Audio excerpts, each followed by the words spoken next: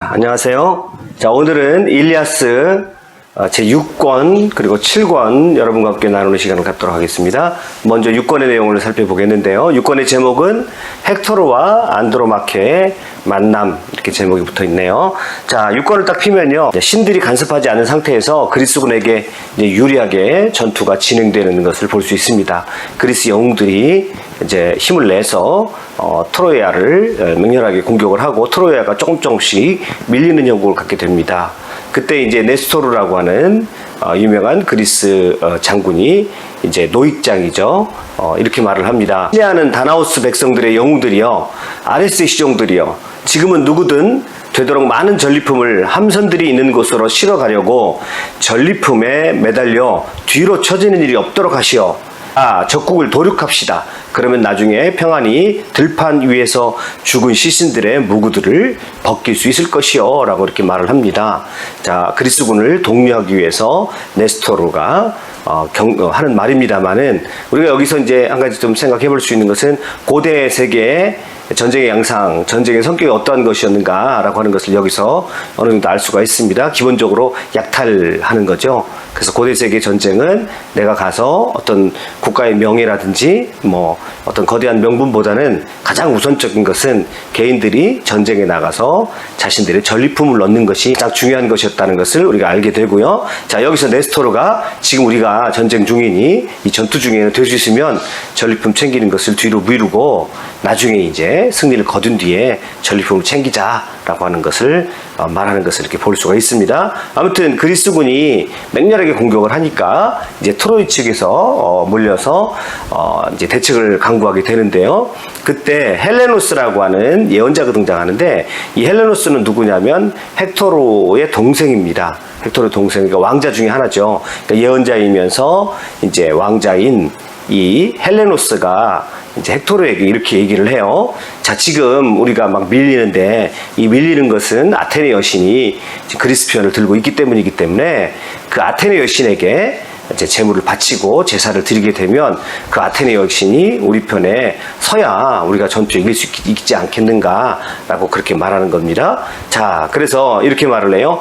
여신께서 도성과 트로이아인들의 아내와 어린 자식들을 불쌍히 여기시어 사나운 창수요 패주의 강력한 주도자인 티테우스의 아들, 티테우스의 아들이 이제 디오메데스입니다. 우리가 지난 장에서, 지난 권에서 열심히 이 디오메데스가 전과를 올리는 장면을 볼 수가 있었죠. 이제 그래서 티데우스의 아들 디오메데스를 신성한 일리오스에 물리쳐 주신다면 아직 막대기에 맞아본 적 없는 한 살배기 암송아지 12마리를 신전 안에서 제물로 바치도록 서약하게 하시오. 이렇게 얘기합니다. 이제 고대 세계, 특별히 그리스 세계에서 신과는, 종교과는 기브앤테이크죠. 신과 거래를 하는 겁니다. 그래서 신에게 어느 정도 제물을 드리게 되면 신도 인간의 그 제물이 어느 정도 구속이 되어지는 이제 그런 주고받는 관계가 이게 이제 그리스 로마 신화에서 인간과 신들의 관계라고 우리가 할 수가 있는데요. 여기서도 이제 그것이 자기 동생의 말을 따라서 있죠. 자, 헬레노스가 한마디로 이렇게 얘기하는 겁니다.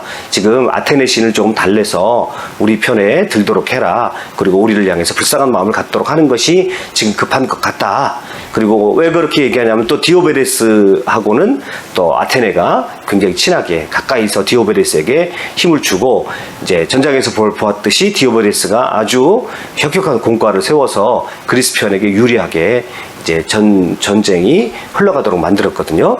자, 그래서 헥토르와 아이네아스가 다시 동료를 합니다. 그래서 다시 한번 트로이 군에게 힘을 주어서 이 두 장수가 동료를 하니까 어느 정도 호각지세를 이루었습니다. 그리고 헥토르는 아테네 신에게 제사를 드리도록 그렇게 독려하기 위해서 성 안으로 들어가고요. 그 사이에 양쪽 장수들이 이제 맞대결을 하기 위해서 나오는 장면이 이제 등장합니다. 그때 이 양쪽의 장수들이 누구냐면 글라우코스하고 디오메데스입니다. 글라우코스는 이제 트로이아 편이고요. 디오메데스는 그리스 편이죠. 자, 그러더니 이제 두 사람의 영웅이 이제 1대1로 맞대결을 하게 됩니다. 글라우코스가 자기 자신을 소개합니다. 여기서 여러 가지 수사가 붙습니다만은 어쨌거나 글라우코스가 이제 디오메데스하고 맞대결을 하면서 자기 자신을 소개를 해요. 그런데 이 글라우코스의 할아버지가 누구냐면 신화를 모르시는 분들은 좀 생소하실 수 있습니다만은 어느 정도 신화의 내용을 아시는 분들은 한 번쯤 들어봤을 것입니다. 그 이름을 벨레로폰이라고도 하기도 하고요. 벨레로폰테스라고도 하기도 합니다. 우리가 나중에 이제 제가 그리스 로마 신화 휴브리스 편을 찍을 때 이제 자세하게 또 설명을 드리겠습니다만은 또 이 벨레로폰이 죽인 괴물에 대해서도 여러분 이름은 들어보셨을 것이에요. 그게 바로 키메라입니다. 키메라를 죽인 아주 굉장한 영웅이죠. 이 영웅인데 나중에 이제 조금 교만한 상태에 빠져서 신의 형벌을 받습니다만은 이 글라우코스의 할아버지가 바로 이 유명한 벨레로폰테스입니다. 벨레로폰이라고 하기도 하고 벨레로폰테스라고도 하기도 합니다. 디오메데스가 그 얘기를 들으니까 할아버지한테 자기가 들었던 인물이 나오거든요. 자, 자기가 할아버지 오이네우스예요. 오이네우스가 벨레로폰을 초대해가지고 한 20일 동안 아주 잔치를 베풀어서 또 서로 선물 교환을 가졌고 우정을 나누었던 그런 사이였다는 것을 이제 자기도 얘기를 들어서 알게 되었거든요. 그래서 그 사실을 상기하고요. 자, 이제 글라우코스에게 이렇게 합니다. 비록 적으로 만났지만 손자들도 싸우지 말고 할아버지들이 그랬듯이 서로 무구를 교환하자. 그렇게 제안을 하게 됩니다. 그러니까 전쟁터에서 갑자기 싸움을 하다 말고 두 장수가 서로 맞대결을 하다 말고 서로의 자기의 무구를 서로 맞교환하게 되는 거죠. 이건 우정의 표시죠. 자, 왜 이런 장면이 들어갔느냐? 아마 이제 전투 중에도 잊어버려서는 안 되는 것은 우정, 또 인간에 대한 가치, 또 전통 이런 것들을 잊어버리지 말자라고 하는 그런 나름대로의 그리스 사람들의 어떤 철학이 여기 담겨진 것이 아닌가라고 하는 것을 우리가 생각할 수가 있겠고요. 아무튼 글라우코스도 그 제안에 흔쾌히 동의를 해가지고요. 두 사람은 입고 있던 갑옷을 서로 맞교환합니다. 그런데 이제 재밌는 것은요, 이때 제우스가 글라우코스의 이성을 좀 마비시켜가지고 글라우코스의 갑옷이 100마리의 황소 100마리의 가치가 있는데 디오메데스의 갑옷은 황소 9마리 가치가 있다고 했습니다. 근데 그것을 서로 맞교환을 했습니다. 맞교환을 해서 자, 어떻게 보면 이제 글라우코스가 매우 손해되는 그런 거래를 했지만 아무튼 이 거래를 통해서 보여주고자 하는 것은 전쟁이라고 하는 치열한 상황 속에서도 이렇게 조금 이제 전장 속에서 핀 우정이라고 할 수 있겠죠. 그러면서 이렇게 잠시 쉬어가는 그런 장면이라고 할 수가 있겠고요. 이것을 통해서 전쟁보다도 더 깊은 가치들이 여전히 지켜야 될 가치들이 있다라고 하는 것을 그리스 사람들에게 좀 교훈을 주기 위해서 이런 얘기들이 또 들어가지 않았나 이렇게 생각을 해봅니다. 아무튼 자, 이제 자기 동생의 권유에 따라서 이제 성 안으로 들어갑니다. 성 안으로 들어가서 이 헥토르가 이제 그 아테네 여신에게 제물을 바치기 위해서 어머니나 여인들로 하여금 아테네 여신에게 제물을 바치라고 하기 위해서 성 안으로 들어갔습니다. 지금 바깥에서는 이제 글라우코스하고 디오메데스가 1대1 맞대결을 하고 서로 무구를 교환하는 그런 그 동시에 이제 그 시기에 성 안으로 헥토르는 들어간 거죠. 그리고 그 어머니를 먼저 만났습니다. 이제 제사를 드리게 하기 위해서 어머니를 만났는데 어머니가 아들을 보자마자 너무너무 반가워가지고 종들에게 포도주를 가져와라. 그리고 포도주라도 좀 잠시 마시고 잠시 자기 아들을 쉬게 하고 싶었는데 헥토르가 포도주를 권하는 어머니에게 이렇게 말을 해요. 존경스러운 어머니, 저를 위해서라면 꿀처럼 달콤한 포도주를 가져오지 마세요. 그러시면 제가 힘이 빠져 투지를 잃게 될까 두려워요. 게다가 손도 씻지 않고 제우스께 반짝이는 포도주를 부어드리기가 두려워요. 피와 먼지를 온통 뒤집어 쓴 채 검은 구름의 신인 크로노스의 아드님께 기도한다는 것은 도무지 어울리지 않아요. 라고 하면서 포도주를 주는 어머니의 거절을 해버립니다. 자, 여기서 우리가 6편에서 굉장히 중요한 이제 잊어버려서는 안 되는 스토리라인에 굉장히 중요한 요소가 하나 있는데요. 그것은 바로 이 헥토르라는 인물의 성격입니다. 어떻게 보면 이 헥토르는 지금 트로이아 운명을 다 한 손에 쥐고 있는 그의 몸에 트로이아 전체 운명을 쥐고 있는 사람이거든요. 그랬을 때 과연 이 헥토르라는 인물이 어떤 인물인가? 그래서 6장에서는 그 전투 장면도 중요하지만 사실은 전투 장면보다 더 중요한 장면이 이 헥토르라는 인물이 그가 지고 있는 삶의 짐 또는 트로이아를 대표하는 영웅으로서 트로이아를 대표하는 군인으로서 그가 지고 있었던 인생의 무게의 짐 리더로서의 짐, 그리고 그가 어떠한 자세로 영웅의 역할을 감당했는가라고 하는 것을 깊이 살펴봐야 됩니다. 이것은 특별히 누구와의 관계 때문에 그러냐면 아킬레우스와의 관계에서 비교를 해야 됩니다. 지금 아킬레우스는요, 이제 자기가 공평하게 대접을 받지 못했다는 거, 이것 때문에 이제 전투에 참여를 하지 않거든요. 그런데 이 헥토르 같은 경우는 이 트로이아군을 위해서 고분분투하는, 자기 몸을 다 던져서 고분분투하는 모습을 보여주고 있는데, 자, 그럼 이 장면도 바로 그런 장면 중에 하나예요. 어머니가 포도주 한잔 해라 라고 그렇게 전쟁터에서 돌아온 아들에게 권했을 때, 이 아들은 뭐라고 얘기하냐면, 내가 포도주를 지금 마시면 힘이 빠져서 투지를 잃어버릴까봐 두렵다. 나는 지금 트로이를 대표하는 장군으로서 조금 더 마음을 헤아질 수가 없다. 이렇게 말하는 겁니다. 그래서 저를 위해서라면 꿀처럼 달콤한 포도주를 가져오지 마세요. 라고 그렇게 얘기합니다. 그러니까 한마디로 이 헥토르라는 존재는 어떤 존재냐면, 자기가 믿는 신에 대해서 굉장한 존경심을 가지고 있고, 그리고 자기 공동체를 위해서 또 리더로서 조금도 흐트러지지 않은 채 자기의 사명을 감당하고 있는 그런 모습을 이제 보여주고 있는 것입니다. 6장에서 여러 차례 그것을 보여줘요. 이제 헥토르는요, 어머니를 만난 다음에 동생 헬레노스가 조언한 대로 어머니와 성 안에 있는 노인들이 다 모아놓고 아테네 여신들에게 이제 트로이아의 여인들과 자식들을 불쌍히 여겨서 디오메데스를 쓰러뜨게 해달라고 그렇게 기원을 드립니다. 그때 이제 헤카베 왕비, 저 헥토르의 어머니죠, 헤카베 왕비가 가장 좋은 이제 옷하고 재물을 바칩니다. 그런데도 아테네 여신은요, 그 재물만은 받고 그들의 기원을 듣지 않습니다. 지금 어디까지는 아테네는 이제 그리스 편이잖아요. 자, 그러면서 그때 이제 그렇게 제사를 드리고 나서 이 헥토르 파리스를 찾아갑니다.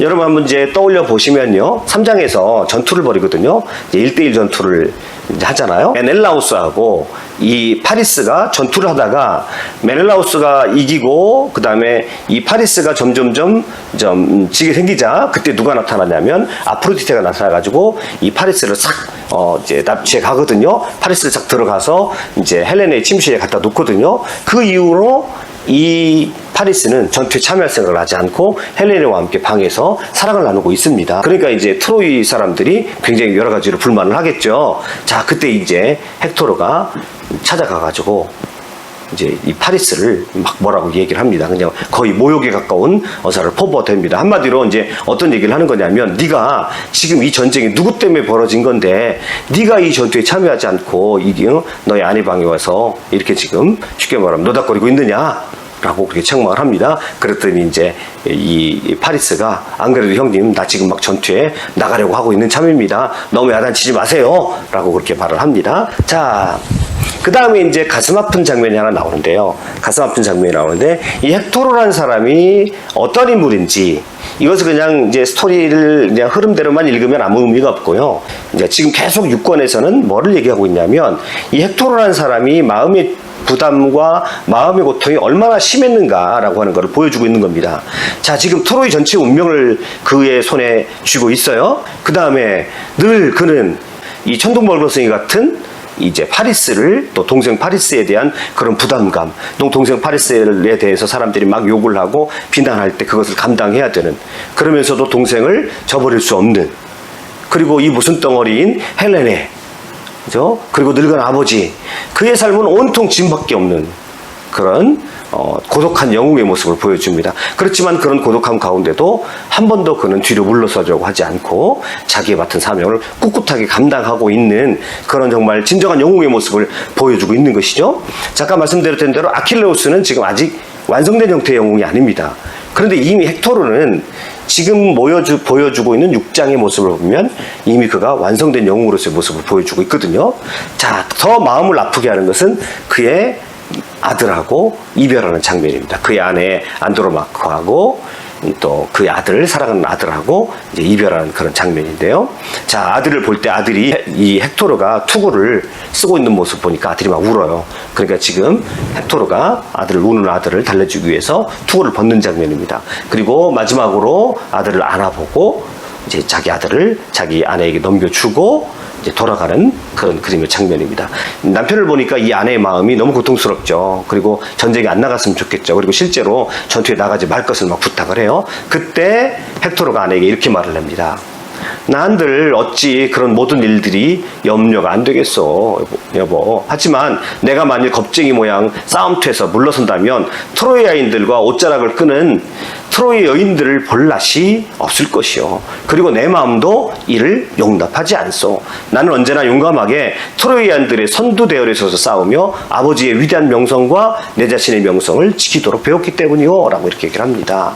자, 여기서 계속해서 6권에서는 반복해서 강조하는 것이 뭐냐면 이 헥토르라는 인물이 과연 어떤 인물인가, 어떤 영웅의 모습을 가지고 있는가. 물론 이 전체 일리아스의 주인공은 자, 누가 뭐래도 아킬레우스지만 이 아킬레우스는 아직까지는 굉장히 뭔가요? 영웅의 모습에 멀리 떨어져 있는 그런 모습이라고 볼 수 있습니다.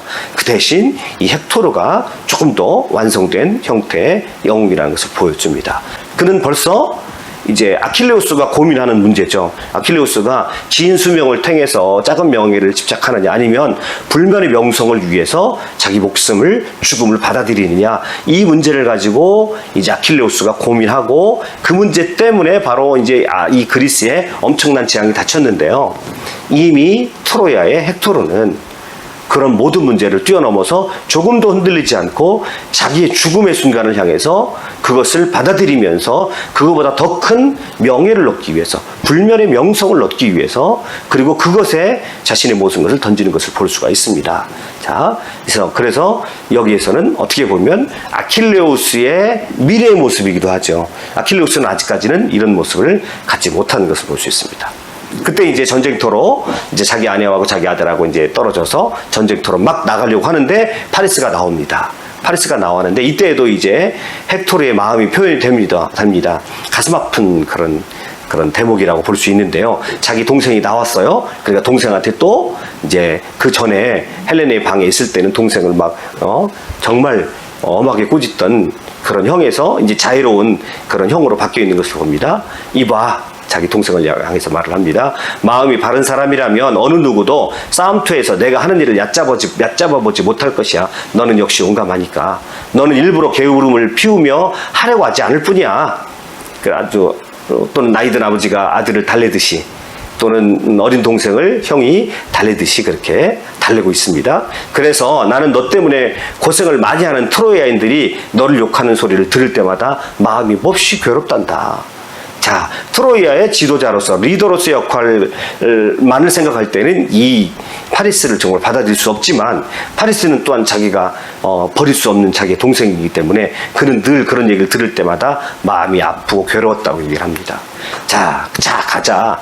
우리가 훌륭한 정강이 바치를 댄 아카이오이족을 트로이아의 땅에서 몰아내고, 그리고 하늘에 계신 영생하는 신들을 위하여 내가 제사를 드릴 수만 있다면, 네가 만약에 여기서 그런 고비를 잘 넘길 수만 있다고 한다면 네가 지금 받는 비난은 나중에 아무것도 아닌 것처럼 바로잡을 수 있는 것이 될 테니까, 자, 우리 용기를 가지고 나가자 라고 자기 동생을 격려하는 장면을 여기서 볼 수가 있습니다.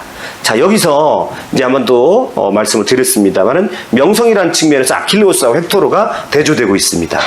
그러니까 명성이라는 측면에서 아킬레우스는 자기의 작은 명예, 개인의 명예 때문에 공동체의 리더로서의 큰 명예를 저버리고 있는데 비해서, 헥토르는 자기가 죽을 걸 알면서도 자기가 이 전쟁에 나가서 싸우면 자기는 아킬레우스한테 언젠가는 죽을 줄도 모른다는, 그리고 전쟁에 나가 자기는 돌아오지 못할지도 모른다라고 하는 그런 어두운 그런 그림자 속에서도 그는 자신의 죽음의 문제를 받아들이고, 그리고 영웅으로서의 길을 걸어가고 있는 것을 봅니다. 우리 인간은 어차피 죽음을 받아들일 수밖에 없는 그런 운명인데 과연 어떻게 죽겠는가? 자, 일관되게 계속 첫 장부터 얘기하고 있는 것이 뭐냐면, 죽음을 받아들이고 불멸의 명성으로서 필멸의 인간이 가장 아름다운 자세를 가질 수 있다라고 하는 것, 이것이 이제 일리아스가 인간의 죽음의 운명 앞에서 인간이 어떻게 대응할 것이라고 하는 것에 대해서 답을 주고 있는 문제거든요.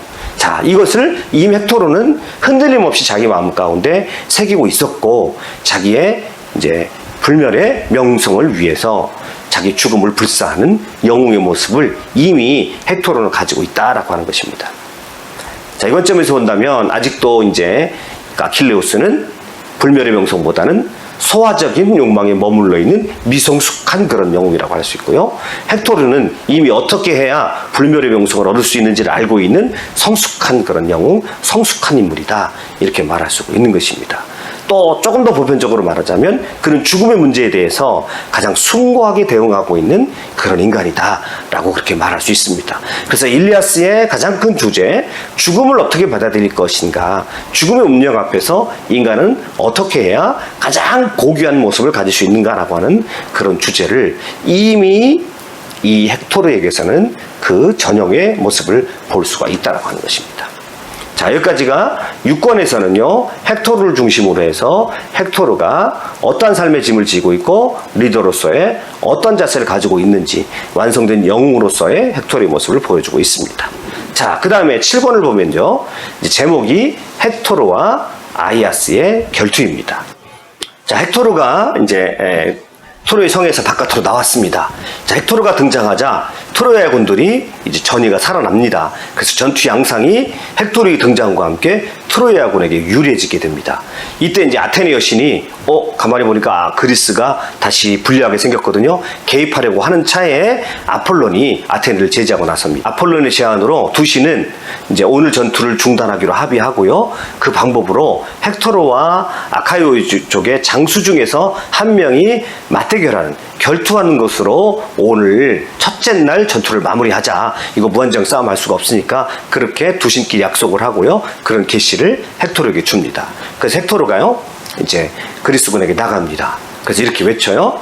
그대들 속에는 전 아카이아의 족의 장수들이 다 모여 있어. 그러나 그 중에서 누구든지 나와 싸우기를 원하는 자가 있으면 이리 나와서 그대들 전부를 대표하여 이 고귀한 헥토르와 싸우게 하시오라고 헥토르가 제안을 합니다. 이제 날이 어두워져 가니까 계속 전투를 할 수 없으니까 이제 이 제안을 받아들입니다. 받아들여 가지고요, 이제 그때 9명의 후보자가 나와요. 그리스의 장군 중에서, 그리스의 영웅 중에서 9명의 후보자가 나오는데, 그 중에서 이제 제비뽑기를 해서 누가 나오게 되냐면 이제 텔라몬의 아들 대아이아스가 결투 대상자로 결정이 됩니다. 아이아스는요, 이제 일리아스에서 2명이 나옵니다. 그래서 소아이아스, 대아이아스라고 그러는데, 이때 이제 헥토르의 대결 상대자로 대아이아스가 이제 뽑히게 됩니다. 지금은 요 장면은 이제 여기 네스토르거든요. 네스토르인데, 네스토르가 9명의 사람들의 이름을, 도자기 조각에 이름을 써서 여기다 투구에 넣고요, 그 중에 하나를 골라내는 그런 장면입니다. 자, 그래서 이때 아이아스, 대아이아스가 이제 결정이 됩니다. 그래서 이 아이아스는 자신이 불멸의 명성을 남길 수 있는 기회를 주신 것에 대해서 감사하고 이제는 자기가 헥토르하고 전투를 벌이겠다고 하며 나갑니다. 자, 바로 이게 이제 영화 트로이에서 나오는 대아이아스거든요. 지금 헥토르하고 이제 이 아이아스가 결투를 벌이는 장면이에요. 둘이 정말 용어상박입니다. 누가 이기는지 누가 지는지 예측할 수 없을 정도로 둘이 치열하게 싸움을 합니다. 그러다가 나중에 이제 서로 돌도 집어 던지고요, 여러 가지 무기로 전투를 하다가, 그러다가 이 아이아스가 던진 돌에 또 헥토르가 깔리기도 해요. 그때 이제 아폴론이 살짝 도와주기도 합니다만은, 아무튼 둘이 치열하게 싸움을 합니다. 그런데 둘이 너무 치열하게 싸움을 하다가 이제 날이 어둑어둑해져가지고 승부가 나지 않았습니다. 그래서 둘이 전투를 중단하기로 합의를 하고 두 사람이 상대방을 싸워봤는데 참 보통 영웅들이 아니거든요. 그래서 두 사람은 상대방에 대한 존경과 호의의 표시로 선물을 교환하기로 합니다. 이때요, 헥토르가 칼을 주고요, 아이아스가 혁대를 주거든요. 근데 묘하게요, 이제 후에 그 이야기를 읽어보면요, 이 헥토르의 칼에 의해서 이 아이아스가 자살을 하고요, 그 다음에 이제 아이아스의 혁대를 헥토르가 받잖아요. 이 혁대가 이제 나중에 아킬레우스의 마차에게 잡혀가지고 끌려가 다니게 되는 빌미를 제공하게 됩니다.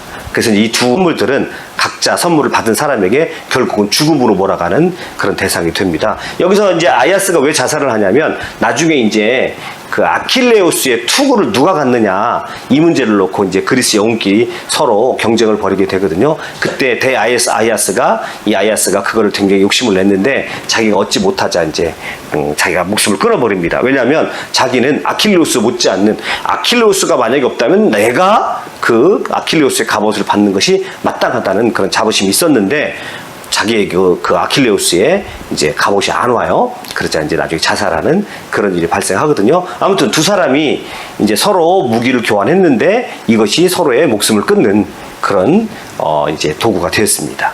자, 양진영이요. 이제 하루 동안 휴전에 합의를 합니다. 그리고 이제 날이 어두워졌기 때문에요. 그리고 각자의 시신들을 다 거두어 수습을 하고 장례를 치르는 장면입니다. 장례를 치르고 나서요. 이제 저녁 무렵이 돼서 이제 아카이오이족이 함선 주변에 이렇게 방책을 쌓습니다. 방책을 쌓고 이제 바깥에 해자를 파고 이제 트로이아인들의 공격에 대비를 하는 방어 시설을 구축하는 것을 볼 수 있습니다. 이제 그 전까지는 이것을 이제 10년이 다 되도록 이걸 만들지 않았는데요. 첫째 날 전투에서 딱 맞닥뜨려 보니까 이 트로이아인들이 전하고는 다른 그런 분위기를 느낀 거죠. 그래서 네스토르의 제안에 따라서 이 함선 주변의 앞에 이제 이렇게 방어막을 이제 방책을 세우고요. 그 다음에 해자를 만들어 놓고 트로이 공격에 대비하는 것으로 이제 7권이 끝나게 됩니다. 7권이 끝나게 되고요.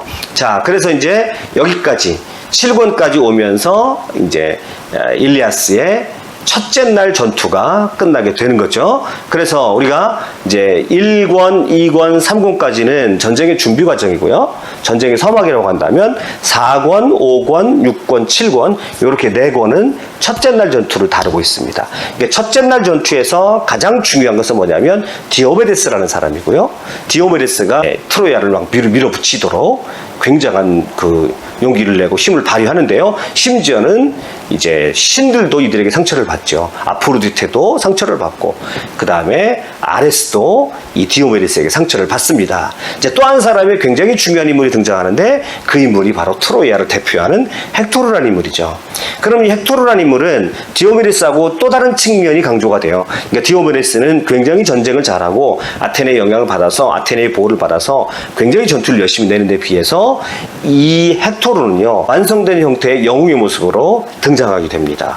그래서 이 6권, 7권에서 묘사하는 이 이제 헥토르의 모습은 조국의 모든 어려움들과 아픔들을 다 끌어안고 있고, 자기 동생의 실수와 허물도 그가 그의 삶으로 끌어안고 있고요. 자기 조국도 끌어안고 있고요. 그리고 자기 아내와 자기 자식을 뒤로 하고 조국을 위해서 전쟁터로 나서서 자신의 불멸의 명성을 위해서 뛰어드는 그런 가장 전형적인 그런 영웅의 모습을 보여주고 있습니다. 그래서 이 두 사람이 서로 첫째 날은 대조가 되고 있고요. 그 다음에요, 앞에 대결이 벌어지는데요. 누구하고 누가 대결을 하냐면 이제 디오메데스하고 아이네아스하고 대결을 하게 되고요. 그 다음에 뒤에 오면 우리가 여기서 보듯이 헥토르하고 아이아스하고 서로 대결을 벌이는 그런 장면이 서로 짝을 이루고 있습니다. 다시 말하면 디오메데스하고 헥토르, 그 다음에 이제 디오메데스하고 아이네아스하고 전투하고요. 헥토르하고 아이아스하고 전투가 서로 짝을 이루면서 서로 균형을 맞추고 있는 그런 내용을 볼 수가 있습니다. 그래서 첫째 날 전투는 이렇게 이제 디오메데스를 부각시키고 그 다음에 헥토르를 부각시키는 것으로 스토리라인의 중심을 이루고 있습니다. 자, 그래서 우리가 첫째 날의 내용을 이제 한번 정리를 모두 해봤습니다. 여러분들 다들 수고하셨습니다.